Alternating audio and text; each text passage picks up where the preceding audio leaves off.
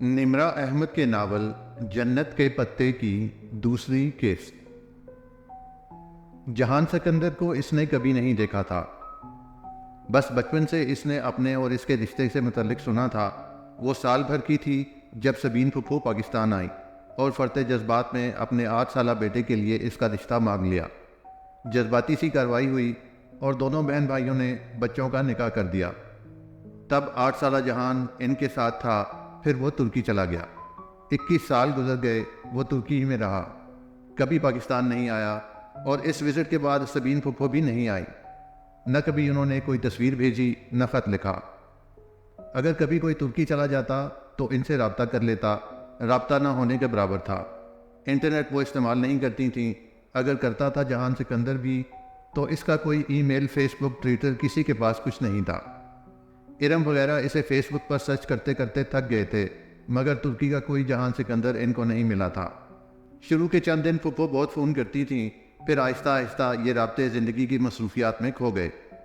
3 ماہ میں ایک فون آ جاتا، 3 ماہ میں ایک فون ادھر سے چلا جاتا، یوں 6 ماہ میں 2 دفعہ ہی صحیح بات ہو جاتی، رسمی علیک سلیک، موسم کا حال احوال، سیاست پر بات، اور اللہ حافظ۔ ان تمام باتوں کے باوجود وہ خود کو ذہنی طور پر جہان سے وابستہ کر چکی تھی۔ نکاح کے وقت کی تصاویر آج بھی اس کے پاس محفوظ تھیں۔ 8 سالہ بھورے بالوں اور سنہری رنگت والا خوبصورت لڑکا جس کو اس نے کبھی اپنے روبرو نہیں دیکھا تھا، اور شاید ترکی جانے کی ساری خوشی کی وجہ بھی یہی تھی، جس پر ابا نے پانی پھیر دیا تھا۔ اس روز اسے رہ رہ کر جہان پر غصہ آ رہا تھا، جس کی بے رخی کے باعث اب یہ رشتہ ایک سوالیہ نشان بن گیا۔ مگر خیر، داور بھائی کی شادی ہو جائے اور سیمسٹر ختم ہو جائے تو وہ ترکی جائے گی اور ان کو ضرور ڈھونڈے گی۔ حیا کدھر ہو؟ وہ لابی میں آویزاں آئینے کے سامنے کھڑی ماتھے پر ٹیکا درست کر رہی تھی جب فاطمہ بیگم اسے پکارتی آئیں۔ ہر طرف گہما گہمی تھی، ایک ناقابل فہم شور سا مچا تھا۔ مہندی کا فنکشن شروع ہو چکا تھا، سب باہر جانے کی جلدی مچائے ادھر ادھر بھاگ رہے تھے، اور وہ ابھی تک وہیں کھڑی تھی۔ کیا ہوا اماں؟ وہ ٹیکے کے ساتھ الجھی ہوئی تھی جو ماتھے پر سیٹ ہو کر نہیں دے رہا تھا۔ سونے کا گول سکے کی شکل کا ٹیکا جس کے نیچے ایک سرخ روبی لٹک رہا تھا، بار بار ادھر ادھر جھول جاتا۔ ٹیکے کو ٹھیک کرتے ہوئے مسلسل اس کی چوڑیاں کھنک رہی تھیں۔ جلدی آؤ، تمہارے ابا بلا رہے ہیں، کسی سے ملوانا ہے تمہیں۔ ان کی آواز میں خوشی کی رمق تھی۔ وہ چونک کر ان کو دیکھنے لگی۔ نفیس سی سلک کی ساڑی اور ڈائمنڈز پہنے وہ خاصی باوقار اور خوش لگ رہی تھی۔ اس کی انگلیوں نے ٹیکا چھوڑ دیا، دل زور سے دھڑکا۔ کیا پھپھو آ گئی تھی؟ اور ان کا مغرور بیٹا بھی؟ کدھر ہے ابا؟ وہ دھک دھک کرتے دل کے ساتھ ان کے پیچھے باہر نکلی۔ گیٹ کے قریب سلمان کھڑے دکھائی دے رہے تھے۔ ان کے ساتھ ایک خوبرو سا لڑکا تھا جس کے شانے پر ہاتھ رکھ کے وہ بات کر رہے تھے۔ سامنے خاصے باوقار سے سوٹ میں ملبوس ایک صاحب اور ایک ڈیسنٹ سی خاتون تھی۔ وہ دونوں پہلوؤں سے لہنگا سنبھالتی ان کے قریب آئی۔ یہ حیا ہے، میری بیٹی۔ سلیمان صاحب نے مسکرا کر اسے شانوں سے تھاما۔ السلام علیکم۔ اس نے سر کو جنبش دیتے ہوئے مدھم آواز میں سلام کیا۔ وعلیکم السلام بیٹا۔ وہ تینوں دلچسپی سے اسے دیکھنے لگے۔ اس نے ڈل گولڈن کلر کا لہنگا پہنا تھا، کامدار بلاؤز کی آدھی سے بھی چھوٹی آستین، اور ان سے نکلتے ہوئے اس کے دودھیا بازو سنہرے موتیوں کی شعاع میں سنہرے دکھ رہے تھے۔ بھاری کامدار دوپٹہ اس نے گردن میں ڈال رکھا تھا، بال ہمیشہ کی طرح کھلے کمر پر گرے تھے۔ ٹیکے کے ساتھ کے سنہری جھمکے کانوں سے لٹک رہے تھے، اور ملائی سے بنا چہرہ ہلکے میک اپ سے دلکش لگ رہا تھا۔ اس نے کاجل سے لبریز پلکیں اٹھائی۔ وہ تینوں اسے ستائش سے دیکھ رہے تھے۔ اور حیا، یہ میرے دوست ہیں، عمیر لغاری، یہ مہناز بھابی ہیں، اور یہ ان کے صاحبزادے ہیں ولید۔ اس کے دل پر بوجھ سا آ گرا، آنکھوں میں بے اختیار نمکین پانی بھر آیا جسے اس نے اندر اتار لیا۔ Nice to meet you. وہ مہمان آنے لگے ہیں، میں پھول کی پتیاں ادھر رکھ کر آئی تھی، سب مجھے ڈھونڈ رہے ہوں گے تو میں… ہاں تم جاؤ، انجوائے کرو۔ سلیمان صاحب نے آہستگی سے اس کے شانوں سے ہاتھ ہٹا لیے۔ وہ معذرت خواہانہ مسکراتی ہوئی گیٹ کی جانب بڑھ گئی۔ باہر آ کر اس نے بے اختیار آنکھوں کے بھیگے گوشے صاف کیے اور ایک نظر ان کو پلٹ کر دیکھا، پھر سر جھٹک کر آگے بڑھ گئی۔ ان کے گھر کے ساتھ خالی پلاٹ میں شامیانے لگا کر مہندی کا فنکشن ارینج کیا گیا تھا۔ مہندیاں دونوں گھروں کی الگ الگ تھیں۔ گیندے کے پھولوں اور موتیے کی لڑیوں سے ہر کونا سجا تھا۔ تقریب سگریٹڈ تھی، مرد الگ عورتیں الگ۔ ہاں، عورتوں کی طرف خاندان کے مردوں کا آنا جانا لگا تھا۔ مریم بھی سلور کامدار لہنگے میں ادھر ادھر گھوم رہی تھی۔ وہاں ڈی جے، مووی والے اور ریفریشمنٹ سرو کرتے باہر کے مرد تھے۔ مگر آج تو شادی کا ایک فنکشن تھا، پھر سر ڈھکنے کی پابندی کیسے ہوتی؟ شادیوں پہ تو خیر ہوتی ہے نا۔ حیا، ڈانس شروع کریں؟ ارم اپنا لہنگا سنبھالتی ہوئی اس کے پاس آئی۔ ہاں ٹھیک ہے، تم گانا لگواؤ۔ اور یہ کون ہے؟ سامنے والی کرسیوں کے کردار کے ساتھ کھڑی ایک لڑکی کرسی پہ بیٹھی خاتون سے جھک کر مل رہی تھی۔ اس نے سیاہ عبایا اور اوپر سٹول لے رکھی تھی۔ عجیب بات تھی کہ اس لڑکی نے انگلیوں سے نقاب تھام رکھا تھا۔ کون؟ ارم نے پلٹ کر دیکھا، پھر گہری سانس لے کر مڑی۔ یہ ایلین ہے۔ کون؟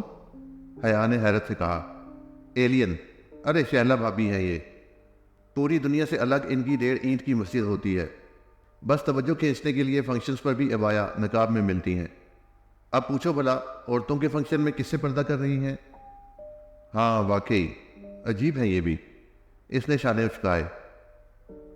وہ ان کے ایک سیکنڈ کزن کی وائف تھیں اور سال بھر پہلے ہی شادی ہوئی تھی۔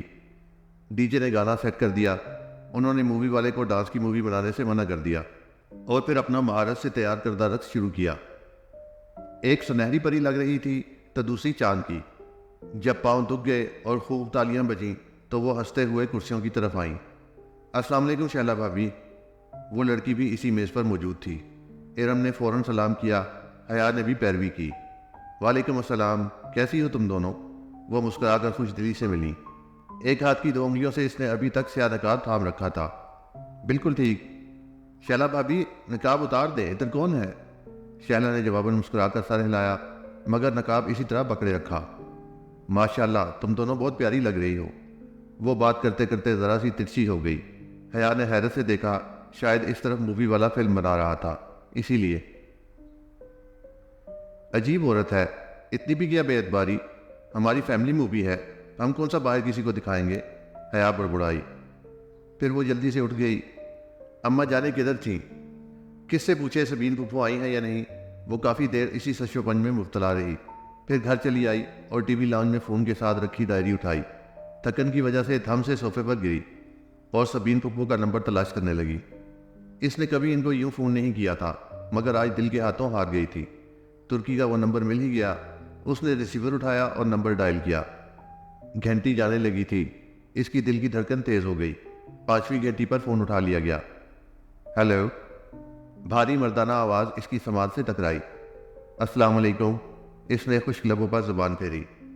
جواباً وہ کسی انجان زبان میں کچھ بولا۔ میں پاکستان سے بات کر رہی ہوں، گڑبڑا کر انگریزی میں بتانے لگی۔ پاکستان سے کون؟ اب وہ انگریزی میں پوچھ رہا تھا۔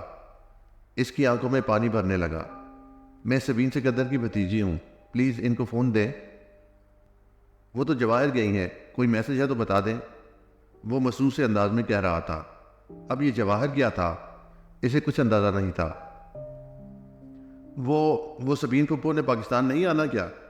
داور بھائی کی شادی پر؟ نہیں، وہ بزی ہیں۔ شاید وہ فون رکھنے ہی لگا تھا کہ وہ کہہ اٹھی۔ آپ کون؟ ان کا بیٹا جہان۔ کھٹ سے فون رکھ دیا گیا۔ اس نے بھیگی آنکھوں سے ریسیور دیکھا اور پھر زور سے کریڈر پر پٹسا۔ آنسو صاف کیے اور اٹھ کر باہر آئی تو گیٹ کی طرف سے ظفر چلا رہا تھا۔ اس کے ہاتھ میں سفید ادھ کھلے گلابوں کا بکے تھا۔ وہ بے اختیار ٹھٹک کر رکی، پھر لہنگا سنبھالتی زینے سے اتر آئی۔ یہ کیا ہے ظفر؟ او تسی ایتھے ہو؟ یہ کوریئر والے نے دیا ہے تواڈے لئی۔ ظفر نے گلدستہ اور ایک بند لفافہ اس کی طرف بڑھایا۔ وہ پچھلے سال سے تایا فرقان کا ملازم تھا۔ ٹھیک ہے تم جاؤ۔ اس نے بکے کو بازو اور سینے کے درمیان پکڑا اور دونوں ہاتھوں سے بند لفافہ کھولنے لگی۔ حسب معمول اس میں سفید سادہ کاغذ تھا جس کے بالکل درمیان میں اردو میں ایک سطر لکھی تھی۔ اس لڑکی کے نام، جو کبھی کسی انچاہے رشتے کے بننے کے خوف سے روتی ہے تو کبھی کسی بن چکے انچاہے رشتے کے ٹوٹنے کے خوف سے۔ وہ سن رہ گئی، پھر گھبرا کر ادھر ادھر دیکھا۔ گیٹ کھلا تھا، مہندی والی جگہ سے بہت سے لوگ آ جا رہے تھے۔ ایسے میں کیا کوئی ادھر تھا جو بغور مشاہدہ کر رہا تھا؟ اس نے لفافے کو پلٹا۔ کوریئر کی مہر 1 روز قبل کی تھی۔ ابھی 10 منٹ قبل وہ جہان کے ساتھ پہلی دفعہ بات کر کے روئی تھی۔ بن چکا چاہ رشتہ۔ وہ گھنٹہ بھر پہلے ولید اور اس کے والدین سے ملی تھی۔ انچاہے رشتے کے بننے کے خوف۔ یہ کون تھا جو اتنا باخبر تھا؟ ایک دن قبل ہی اسے علم ہو گیا کہ وہ آج 2 دفعہ روئے گی۔ وہ خوف زدہ سی کھڑی بار بار وہ تحریر پڑھے جا رہی تھی۔ ابا نکل تو نہیں گئے؟ وہ پرفیوم کی بوتل بند کرتی مخصوص ہارن اور گیٹ کھولنے کی آواز پر موبائل اور پرس اٹھا کر باہر کو بھاگی۔ مقررہ وقت ہونے کو تھا۔ آج داور بھائی کی بارات تھی۔ پورش خالی تھا۔ تایا فرقان کے پورشن سے البتہ آواز آ رہی تھی۔ اب کیا کرے؟ ابا کو فون کرے یا تایا فرقان کے گھر جا کر کسی سے لفٹ مانگے؟ وہ سوچ ہی رہی تھی کہ گیٹ پر ہارن ہوا۔ اس نے رک کر دیکھا۔ سیاہ چمکتی ایک آٹ باہر کھڑی تھی۔ اس کی ہیڈ لائٹس خاصی تیز تھیں۔ اس نے بے اختیار ماتھے پہ ہاتھ کا سایہ بنا کر دیکھنا چاہا۔ وہ ولید لغاری تھا۔ ساتھ فرنٹ سیٹ پر اس کے والد تھے اور پیچھے والدہ۔ السلام علیکم حیا۔ وہ دروازہ کھول کر باہر نکلا۔ وہ دھیمی ہوتی ہیڈ لائٹس میں ان کے سامنے کھڑی تھی۔ گہرے سرخ کامدار بغیر آستینوں والا فراک جو پاؤں تک آتا تھا اور نیچے ہم رنگ تنگ پاجامہ، گولڈن دوپٹہ گردن میں تھا۔ ہمیں میرج ہال کا علم نہیں ہے، انکل ہیں؟ وہ اسے نظر انداز کرتی لغاری صاحب کے دروازے کے پاس رکی۔ انکل پیراڈائز ہال جانا ہے۔ وہ ابا شاید نکل گئے، مجھے پتہ ہی نہیں چلا۔ اوہ، تو آپ کے چچا وغیرہ؟ وہ تو ابا سے بھی پہلے چلے گئے تھے۔ ٹھہرے، ابا زیادہ دور نہیں گئے ہوں گے، میں انہیں واپس۔ ارے وہ کیوں واپس آئیں؟ آپ ہمارے ساتھ آ جاؤ بیٹا۔ ہاں بیٹا آؤ۔ مسز مہناز لغاری نے فوراً دروازہ کھولا۔ اب اگر ابا کا انتظار کرتی تو آدھا فنکشن نکل جاتا۔ چلیں ٹھیک ہے۔ وہ گاڑی میں بیٹھ گئی۔ تو ہماری بیٹی کیا کرتی ہے؟ راستے میں لغاری صاحب نے پوچھا۔ میں ان کی بیٹی کب سے ہو گئی؟ جی میں شریعہ لا اینڈ LLB آنرز کر رہی ہوں۔ یعنی کہ آپ اسلامی وکیل ہو؟ جی۔ وہ پیکا سا مسکرائی۔ یہ لوگ اتنی اپنائیت کیوں دے رہے تھے اسے؟ حیا بیٹا، آپ کا شادی کے بعد پریکٹس کا ارادہ ہے؟ کیونکہ میں اور آپ کے انکل تو کبھی اس معاملے میں زبردستی کی قائل نہیں ہے۔ خود ولید کی بھی شادی کے بعد بیوی کی جاب کرنے پر کوئی اعتراض نہیں ہے۔ مہناز کہہ رہی تھی اور وہ ہکا بکا ان کو دیکھ رہی تھی۔ کیا معاملات اتنے آگے بڑھ چکے ہیں یا وہ اس خوش فہمی کا شکار تھے کہ ابا ان کو کبھی انکار نہیں کریں گے؟ وہ اس وقت پر سکون ہوئی جب میرج ہال کی بتیاں نظر آنے لگیں۔ لفٹ کا شکریہ انکل۔ وہ انکل اور آنٹی کے ساتھ ہی باہر نکلی تھی۔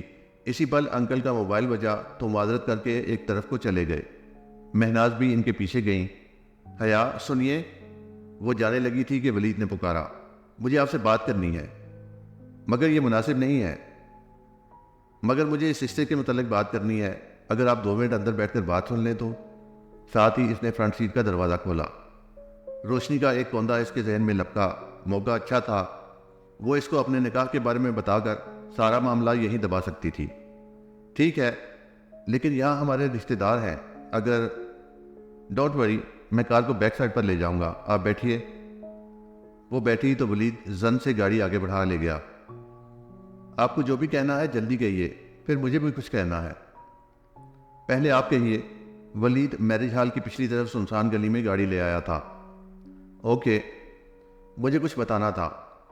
میرے ابا نے معلوم نہیں آپ کو بتایا ہے کہ نہیں، مگر میں بتانا ضروری سمجھتی ہوں۔ میرا نکاح میری پھپھو کے بیٹے کے ساتھ بچپن میں ہی ہو گیا تھا۔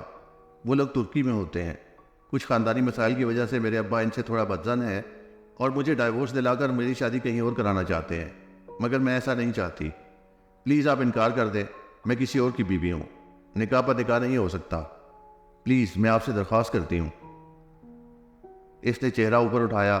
وہ یک تک گہری خاموش نظروں سے اسے دیکھ رہا تھا۔ یہ اس کا چہرہ تو نہ تھا جو وہ سارا راستہ ڈرائیونگ کے دوران دیکھتی آئی تھی، یہ تو کوئی اور ہی شخص تھا۔ پھر آپ نے کیا سوچا؟ اس کی آواز لڑکھڑا گئی۔ خطرے کا الارم زور زور سے اندر بجنے لگا۔ کس بارے میں؟ وہ بوجھل آواز میں بولا تو وہ دروازے کی طرف سمٹی۔ اس کا ہاتھ ہینڈل پر رینگ گیا۔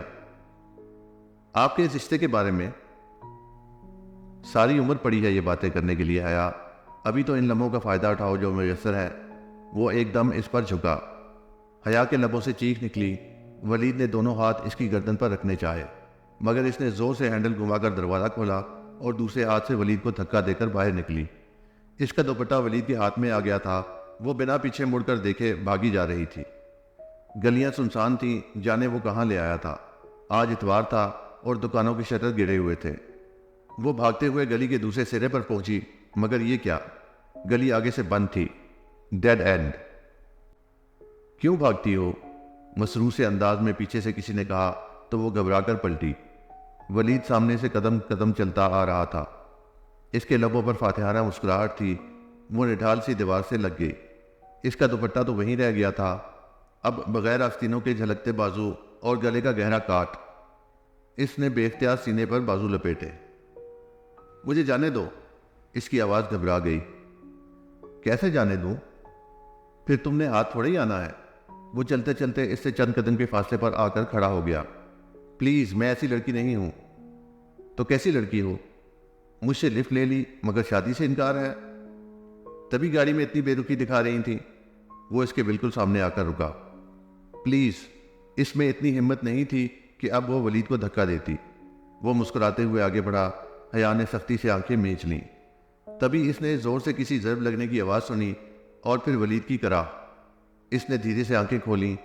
ولید چکرا کر نیچے گر رہا تھا اور اس کے پیچھے کوئی کھڑا نظر آ رہا تھا۔ شوخ نارنجی شلوار قمیض میں ملبوس، میک اپ سے اٹا چہرہ لیے، وہی اس روز والا خواجہ سراج ڈولی۔ اس کے ہاتھ میں ایک فرائنگ پین تھا جو اس نے شاید ولید کے سر پر مارا تھا۔ وہ ساکت کھڑی اس کو دیکھ رہی تھی۔ وہ 2 قدم آگے بڑھا اور عین حیا کے سامنے رکا۔ اس کی آنکھوں میں ایسی کاٹ تھی کہ وہ سانس روکے اسے دیکھتی گئی۔ تبھی اس نے ہاتھ بڑھایا اور حیا کو گردن سے پیچھے سے دبوچا، لیکن اس کے منہ سے کراہ تک نہ نکلی۔ اس کی گردن کو یوں ہی پیچھے سے دبوچے ڈولی نے ایک جھٹکے سے اسے آگے دھکیلا۔ گلی کے آواز تک جہاں سے وہ آئی تھی وہ اسے لے گیا، پھر مخالف سمت مڑ گیا۔ سامنے ہی میرج ہال کا پچھلا حصہ تھا۔ وہ اسے گیٹ تک لے آیا اور ایک جھٹکے سے اسے چھوڑا۔ اس نے ڈبڈبائی آنکھوں سے ڈولی کو دیکھا۔ وہ ابھی تک لب بھینچے تلخ کاٹ تار آنکھوں سے اسے دیکھ رہا تھا۔ دفتن ڈولی نے اپنی گردن سے لپٹا نارنجی دوپٹہ کھینچا اور اس پر اچھالا۔ دوپٹہ اس کے سر پر آن ٹھہرا۔ ڈولی چپتی ہوئی نظروں سے اسے دیکھتے ہوئے بولا، بے حیا۔ وہ پلٹ گیا۔ نارنجی دوپٹہ اس کے کندھوں سے پھسل کر قدموں میں آ گرا تو وہ چونکی، پھر جھک کر دوپٹہ اٹھایا۔ اس نے اچھے طریقے سے خود کو اس میں لپیٹا تاکہ پہچانی نہ جائے، اور پچھلی گیٹ کی طرف بڑھ گئی۔ ہال میں جانے کی بجائے وہ باتھ رومز کی طرف آئی اور اپنا حلیہ درست کیا۔ اندر فنکشن عروج پر تھا۔ وہ ایسی حالت میں نہ تھی کہ 2 قدم بھی چل پاتی، سو بے دم سی آخری نشست پر گری ہوئی تھی۔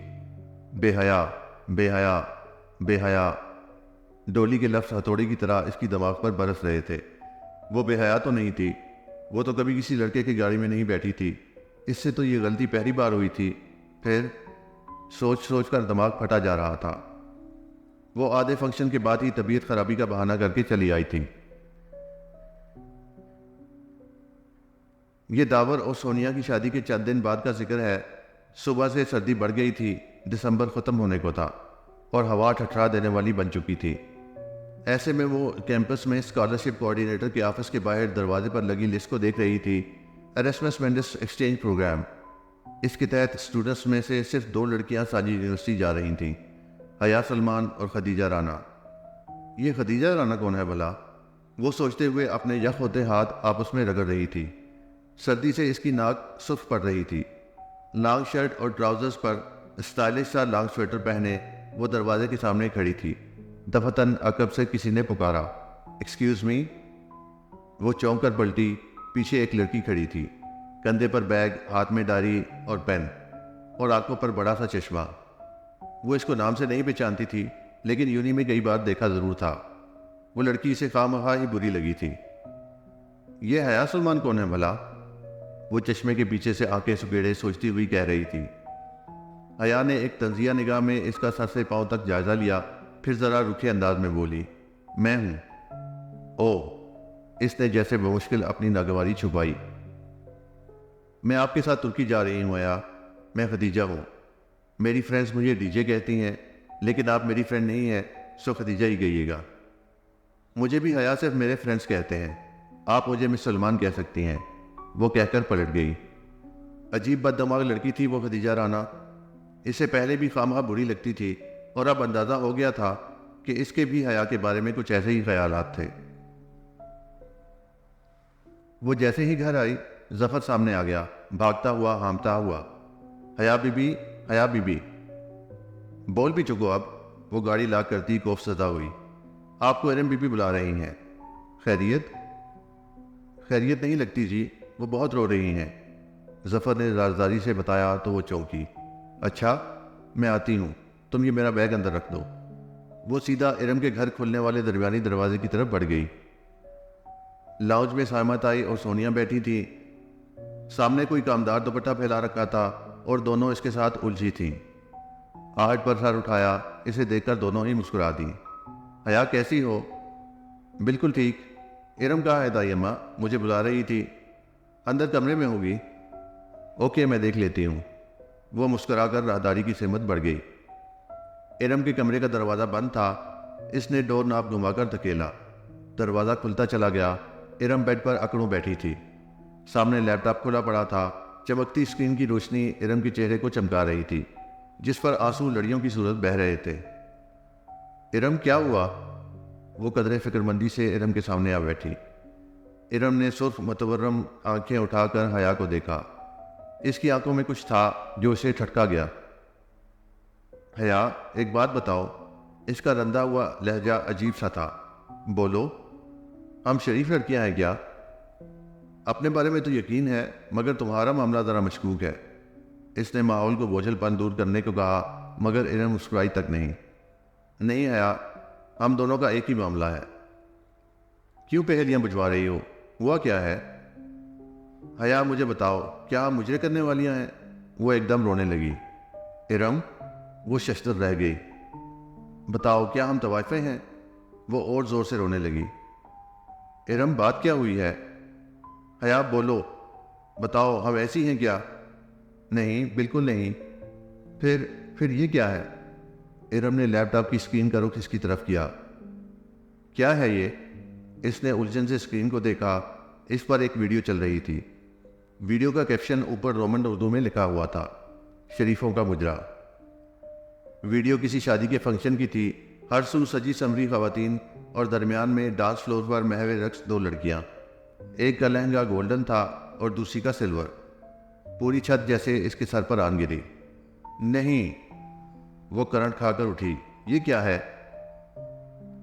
یہ شریفوں کا مجرا ہے حیا, اور یہ ہم نے کیا ہے. یہ داور بھائی کی شادی کی ویڈیو ہے جو کسی نے انٹرنیٹ پر ڈال دی ہے. یہ پڑھو. ویڈیو ڈالنے والے نے اپنا ای میل ایڈریس بھی دیا ہے, جس پر میل کر کے پورے ڈانس کی ویڈیو بھی حاصل کی جا سکتی ہے. یہ دیکھو. اس ویڈیو کو 3 دن سے سینکڑوں لوگ دیکھ چکے ہیں. حیا, ہم برباد ہو چکے ہیں. ہم کہیں کے نہیں رہے. ارم پھوٹ پھوٹ کر رو رہی تھی اور وہ ساکت سی اسکرین کو تکے جا رہی تھی. یہ کوئی بھیانک خواب تھا. ہاں, یہ خواب ہی تھا, اور اب وہ جاگ جانا چاہتی تھی. اسکرین پر رقصاں پریوں کے سراپے میں مختلف حصوں پر کسی نے سرخ دارے کھینچ رکھے تھے. جیسے ہی کوئی لڑکی کسی سٹیپ پر جھکتی تو فوراً سرخ دارہ ابھرتا. اس کے کانوں سے دھواں نکلنے لگا. نہیں, یہ میں نے نہیں کیا. وہ ایک ایک قدم پیچھے ہو رہی تھی. اس کے لب کپکپا رہے تھے. ارم اسی طرح بلک رہی تھی. میں مجرا کرنے والی نہیں ہوں. میں شریف لڑکی ہوں. یہ ہم ہی ہیں حیا, ہم برباد ہو گئے ہیں. اس کا سر چکرانے لگا. یہ سب کیا ہو گیا تھا؟ ویڈیو کے سینکڑوں ویوز آ رہے تھے. کیا وہ پورے شہر میں پھیل گئی تھی؟ اور اگر اس کے خاندان والوں تک پہنچ گئی تو؟ ابا تو مجھے گولی مار دیں گے ارم. مجھے تو زندہ گاڑ دیں گے. مگر یہ ویڈیو کس نے بنائی ہے؟ ہم نے تو مووی والے کو منع کر دیا تھا. کسی نے چھپ کر بنائی ہوگی. کچھ کرو ارم. اس کا سکتہ ٹوٹا. وہ تیزی سے ارم کے قریب آئی. میں نے اس ویب سائٹ پر رپورٹ تو کی ہے, لیکن ویب سائٹ نے ایکشن لے کر ویڈیو ہٹا دی. تو بھی یہ سی ڈی پر ہر جگہ مل رہی ہے. ایسی چیزیں تو منٹوں میں پھیلتی ہیں. ہم کہاں سے ہٹوائیں گے اسے؟ خدایا, یہ کیا ہو گیا؟ وہ بے بس سی زمین پر بیٹھتی چلی گئی. اگر بابا یا پھر کسی بھائی وغیرہ کو معلوم ہو گیا تو؟ او خدایا, ہم کیا کریں؟ ارم نے بھی خود کو کمرے میں بند کر لیا تھا, اور وہ بھی بس کمرے کی ہو کر رہ گئی تھی. سوچ سوچ کر دماغ پھٹا جا رہا تھا, مگر کوئی حل نظر نہیں آ رہا تھا. شام میں وہ سو رہی تھی کہ راہیل کا فون آ گیا. اس کے دماغ میں خطرے کا الارم بجنے لگا. ہیلو حیا, کیسی ہو؟ راہیل کی آواز میں گرم جوشی تھی. وہ کچھ اندازہ نہ کر پائی. ٹھیک. تم ٹھیک ہو؟ ایک دم فٹ. میں نے تمہیں مبارک دینی تھی۔ کس بات کی؟ بھائی تم ایکسچینج پروگرام کے تحت ترکی جا رہی ہو، اور کس بات کی بھلا؟ او اچھا، تھینک یو سو مچ۔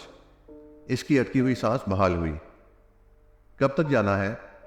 وہ خوشی سے پوچھ رہا تھا۔ جنوری کے اینڈ تک یا فروری کے شروع تک۔ تو کیا تم ادھر سبین پھپھو کی فیملی سے ملو گی؟ پتہ نہیں، ابھی سوچا نہیں ہے۔ کیا بات ہے، تم اپسٹ لگ رہی ہو؟ وہ ذرا پریشان ہوا۔ ارے نہیں، وہ فوراً سنبھلی، پھر ادھر ادھر کی باتیں کر کے خود کو نارمل ظاہر کرنے میں کامیاب ہوگی۔ فون بند ہوا تو وہ ارم کی طرف چلی آئی۔ یوں منہ سر لپیٹ کر بیٹھنے سے کچھ نہیں ہوگا۔ تو کیا کریں؟ ارم نے تکیہ پھینکا اور اٹھ بیٹھی۔ سب سے پہلے تو سارے گھر کے کمپیوٹر سے اس ویب سائٹ کو بلاک کرتے ہیں، تاکہ کم از کم گھر والوں کو تو نہ پتہ چلے، پھر اس کا کوئی مستقل حل سوچتے ہیں۔ ٹھیک ہے چلو۔ امید کا سرا نظر آتے ہی ارم اٹھ کھڑی ہوئی۔ بنا کسی دقت کے جب وہ تمام کمپیوٹرز پر اس ویب سائٹ کو بلاک کر چکی تو سائمہ تائی نے آ کر اسے بتایا کہ رات میں ارم کو دیکھنے کے لیے تایا فرقان کے کوئی فیملی فرینڈز بواں خاندان آ رہے ہیں۔ رسمی کارروائی تھی، کیونکہ رشتہ تو ٹکے چپے لفظوں میں مانگ ہی چکے تھے۔ حیا سب کچھ بھول کر پرجوش ہو گئی۔ ہمارے دلہا بھائی بھی ساتھ آئے ہیں؟ حیا ڈائننگ روم میں جان کر اندر کمرے میں آئی تو وہ منہ لٹکائے بیٹھی تھی۔ تم ایسے کیوں بیٹھی ہو؟ ارم نے آہستہ سے سر اٹھایا۔ سر پر سلیقے سے دوپٹہ اوڑھے وہ ورد کبے کے لیے تیار بیٹھی تھی۔ وہ ویڈیو دفع کرو اسے، آؤ سب بلا رہے ہیں۔ لڑکے کو اس کی والدہ واجدہ نے اندر بلایا ہے تمہیں دکھانے کے لیے، آؤ۔ اس نے ہاتھ پکڑ کر اسے کھڑا کیا۔ وہ ارم کو پکڑے ڈرائنگ روم میں آ گئی۔ سامنے دو سنگل صوفوں پر ایک نفیس سی خاتون اور ایک خوبصورت سا نوجوان بیٹھا تھا۔ سامنے رکھی میز لوازمات سے سجی تھی اور سونیا بسد اسرار مہمانوں کو بہت کچھ پیش کر رہی تھی۔ بس بھابھی، ہمیں تو اپنے جیسے ہی بچی چاہیے، باحیا، با پردہ، صوم و صلات کی پابند، وہ خاتون مسکرا کر کہہ رہی تھی۔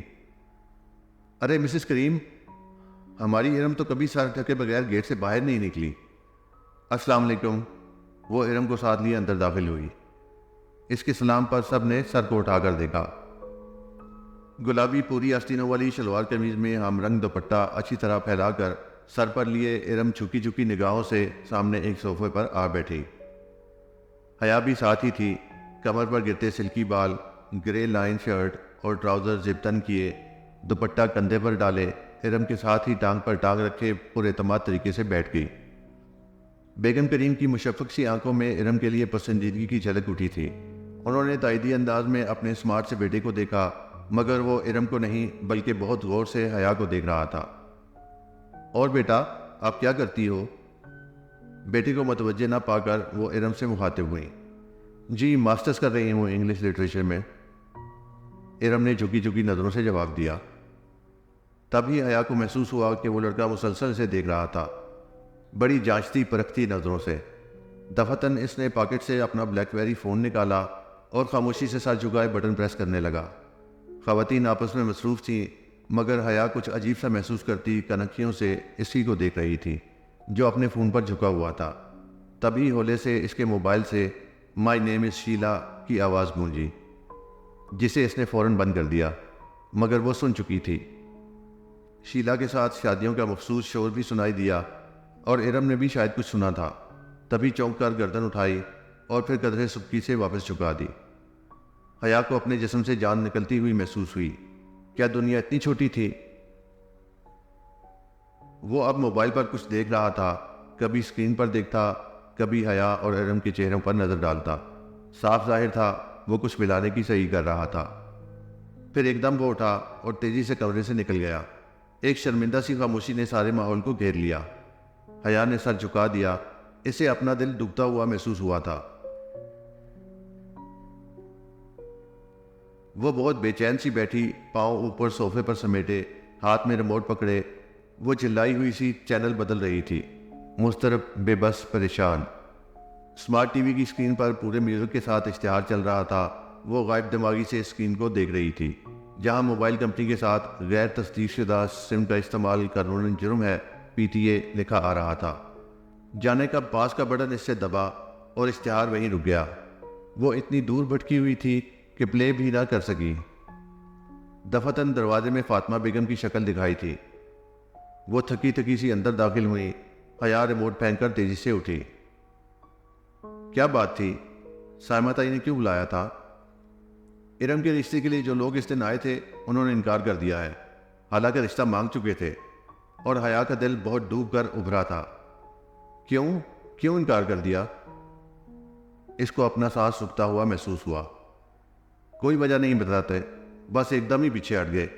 سائمہ بھابی بھی بہت اپسیٹ تھیں، مگر کچھ تو کہا ہوگا۔ بس یہی کہا ہے کہ ہم نے کسی آزاد خیال اور بے پردہ لڑکی کو بہو بنا کر اپنی عاقبت خراب نہیں کرنی۔ وہ متحیر رہ گئی۔ چند روز قبل سنان تائی کا فکرہ سماعت میں گونجا تھا۔ جب فرقان نے سختی کی کہ بھلا ایسی بے پردہ اور آزاد خیال لڑکی کو بہو بنا کر ہم نے اپنی آخرت بگاڑنی ہے کیا؟ تب کہیں جا کر وہ مانا ہے۔ کیا اس کو مکافات عمل کہتے ہیں؟ کیا دوسروں کی بیٹیوں پر انگلیاں اٹھانے والوں کے گھروں پر وہی اٹھی انگلیاں لوٹ کر آتی ہیں؟ مگر وہ خوش نہیں ہو پائی۔ اگر بات کھل جاتی تو اصل بدنامی تو اسی کے حصے میں آتی۔ ارم کو تو شاید اس کی ماں حیا نے اسے بگاڑا ہے کہہ کر درمیان سے نکال لیتی، اور بات تو اب بھی کھل سکتی تھی۔ وہ ویڈیو تو اب بھی انٹرنیٹ پر موجود تھی، ٹی وی اسکرین پر اب بھی اشتہار رکا ہوا تھا۔ وہ بس خالی نظروں سے اسے دیکھے گئی۔ بغیر تصدیق شدہ سم کا استعمال قانوناً جرم ہے، PTA۔ وہ بے خیالی میں تکتی، سوچوں میں الجھن سے نکل کر ایک دم چونکی۔ بغیر تصدیق کے سم کا استعمال قانوناً جرم ہے، PTA۔ بجلی کا ایک کوندا سا اس کے ذہن میں لپکا تھا۔ او خدایا، یہ خیال اس سے پہلے کیوں نہیں آیا تھا؟ وہ ایک جھٹکے سے اٹھی اور باہر کی طرف لپکی۔ ارم! بہت جوش سے چلاتے ہوئے حیا نے اس کے کمرے کا دروازہ کھولا۔ ارم موبائل پکڑے بیڈ پر بیٹھی تھی۔ دروازہ کھلنے پر گڑبڑا کر موبائل سائڈ پر رکھا۔ کیا ہوا؟ ساتھ ہی ارم نے اپنا موبائل الٹا کر دیکھا تاکہ اسکرین چھپ جائے۔ سنو، وہ تبھی رشتے والی بات یاد آئی۔ اوہ، آئی ایم سوری، ان لوگوں نے رشتے سے انکار کر دیا۔ وہ تو ویڈیو دیکھ کر کرنا ہی تھا۔ خیر جانے دو، اچھا ہی ہوا۔ وہ مطمئن تھی۔